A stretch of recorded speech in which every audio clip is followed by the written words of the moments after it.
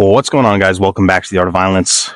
So it has just been announced that Jiri Prochazka is going to be rematching Alex Oliveira. Hopefully this one doesn't fall through. If it does, my gosh. But apparently this is actually going down. It's actually happening. It's the real deal.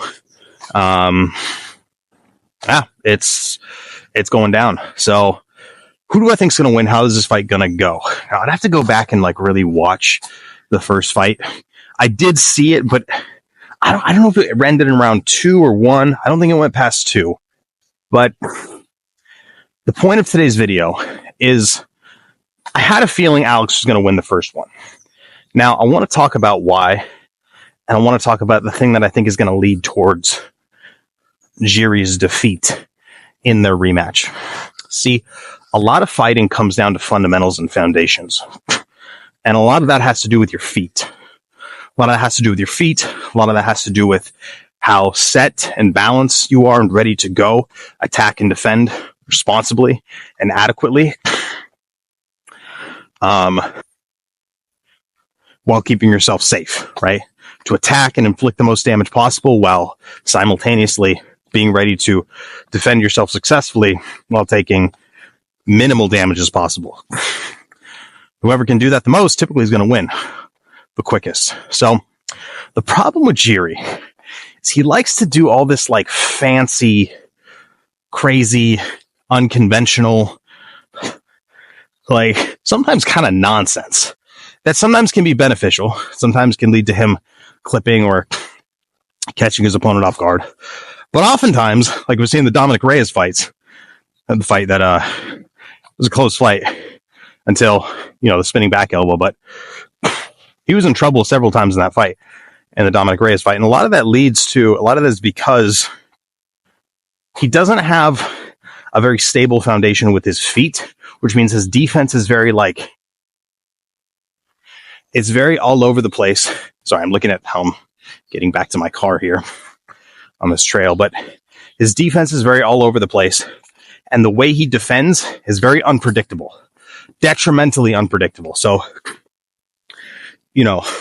to get away from something, he's typically going to have to do some sort of weird gesture, sort of weird hand swatting motion, block with an inverted elbow, just lean far back, pivot in some sort of weird way, and then try and attack you from a weird angle. He has to do a lot of unconventional stuff to try to get out of the way of punches and then even land punches. And because of that, there's going to be moments where you're unstable, where you're not balanced, you're not focused, you're not ready to move back to the side or pivot this way, pivot that way, quickly and assertively. There's a sense of just if it happens, it happens. There's it's a sense of randomness or serendipity that's not necessarily beneficial to you winning a fight. It's very all over the place and very I just pull shit out of my ass and then do it in the fight. And if it works, it works. If it doesn't, oh well. That's great when it works. And when it doesn't, it's horrible. And you get knocked out badly, like he did against Alex Pereira the first time. Right? So, he needs to really develop a foundation, especially when it comes to defense sorry, I thought I stepped on something, of defense and of learning how to move front, back, side to side and doing that switch and not just relying on these crazy, unpredictable patterns of movement and attack and defend and throwing these weird punches at weird angles that leave you wide open if you miss and then having to rely on your chin, which eventually is going to go. He needs to develop a really strong sense of defense, honestly, and a much more solid, grounded offense, and not one where his feet are all over the place and he's just throwing everything wild and jumping in and out of things. You can do that against lower level opponents.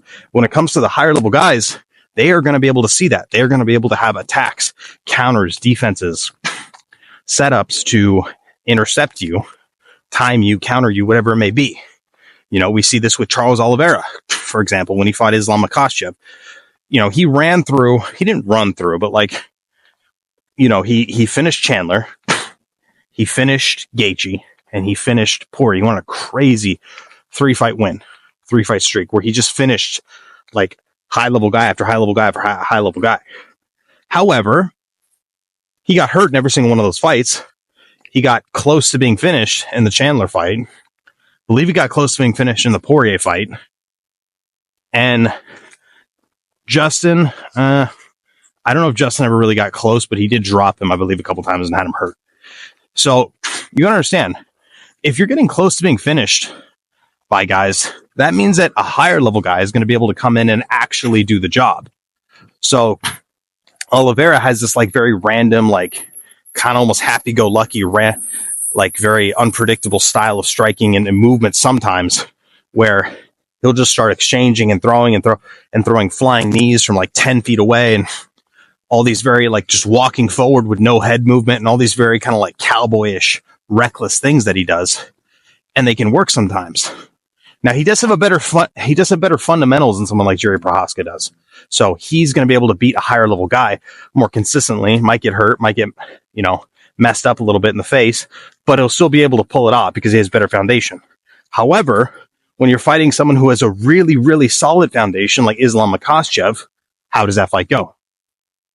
Not very well. He had very, very little success in that fight, right? And as the less holes guys have, the more your holes are going to get exploited. I know that sounds mildly homosexual. I don't mean it like that. Maybe if you're into that. I mean, jiu-jitsu MMA is kind of gay after all, but I don't mean it like that exactly. But the lower level guys you're fighting, the more you can get away with. Now, I know Dustin Poirier is not low level. I know Justin Gaethje is not low level, but that's what I'm saying. Islam was hurt in every single one of those fights. So was Chandler, pretty much. Chandler, when he almost got finished, but he's able to come back with a win and pull it off. Right? So he's good enough to be able to get it together, keep his feet in a good position, adjust where he needs to, eventually pressure his opponent back, hit him with something hard and submit him. He also has jiu-jitsu on his side too, something Jiri Prochazka doesn't really have, not at a high level.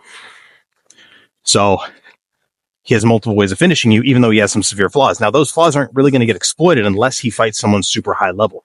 Now, we saw he fought Arman, and definitely had some flaws exploited and definitely wasn't able to finish the job because Arman, has a better sense of fundamentals and a better grasp of certain things than Justin or Dustin does in some ways.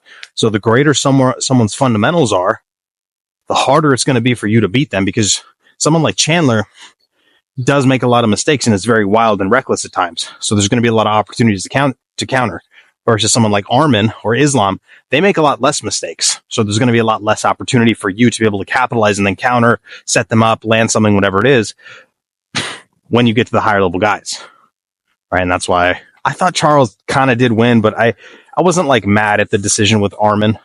Again, I thought Charles did win, but I could see how Arman won as well. I'd have to go back and rewatch the fight. But the point is, the higher level guys you face, the less amount of things you can get away with. I think Jiri Prochazka makes too many mistakes to be able to get away with those against someone who is an absolute sniper and can really change your life with one punch and knows how to set things up, knows how to move, knows how to defend, knows how to attack, keeps his feet solid, knows how to follow a game plan, knows how to adjust, like Alex Pereira, who seems to be getting better and better as he's fighting more. Jiri Prochazka does not have a high-level jiu-jitsu. If he did, maybe it'd be a different story. He'd have that X factor. If he had Charles Oliveira's jiu-jitsu, he could take Jiri down, just finish it that way. But he doesn't. So he's forced to stand. Makes too many mistakes on the feet. I think this fight ends probably in 2 rounds. I think Alex Pereira knocks him out the same way. Is what it is. Jiri Prochazka has got to work on his fundamentals. So, is what it is. Anyways, let me know what you guys think in the comments below. Let me know if you agree, disagree. Do you think Jiri's going to win? Do you think Alex is going to win? How do you think this fight's going to go?